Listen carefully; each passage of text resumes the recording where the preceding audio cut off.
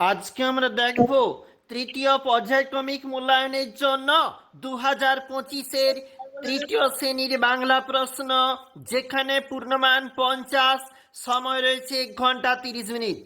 পরীক্ষার্থীর নাম নিজেরাই লিখবে। এক দাগের প্রশ্ন, তোমার পাঠ্যপুস্তক পাতাবাহার থেকে সত্যেন্দ্রনাথ দত্তের লেখা দেশের মাটি কবিতার প্রথম 4 লাইন মুখস্থ লেখো। 8 নাম্বার রয়েছে অবশ্যই গুরুত্বপূর্ণ প্রশ্ন মডেল সেট, কিন্তু এটা আমরা দেখে নিচ্ছি একটু প্রশ্নগুলো ঠিক কেমন রয়েছে। চলে যাব 2 এর দাগের যেখানে প্রশ্ন, নিচের প্রশ্নগুলির এক কথায় উত্তর দাও।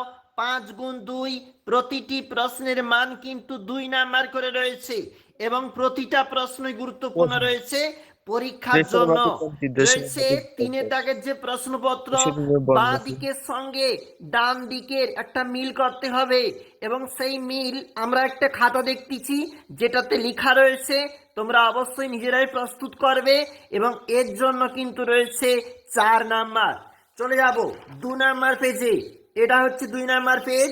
এখানে রয়েছে 4 এর দাগে কে কোন গাছে বসেছিল লেখো, 4 নাম্বার রয়েছে। শব্দ ঝুড়ি থেকে সঠিক শব্দ বেছে নিয়ে বাক্যটিকে সম্পূর্ণ করো, 4 নাম্বার এই প্রশ্নগুলির জন্য।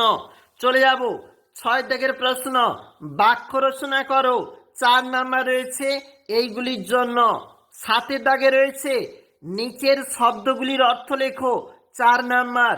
এবং 8 দাগের গুরুত্বপূর্ণ প্রশ্ন 2 গুণ 6, অবশ্যই গুরুত্বপূর্ণ পরীক্ষা প্রস্তুতির জন্য। আমরা দেখলাম একটা সংক্ষিপ্ত মডেল।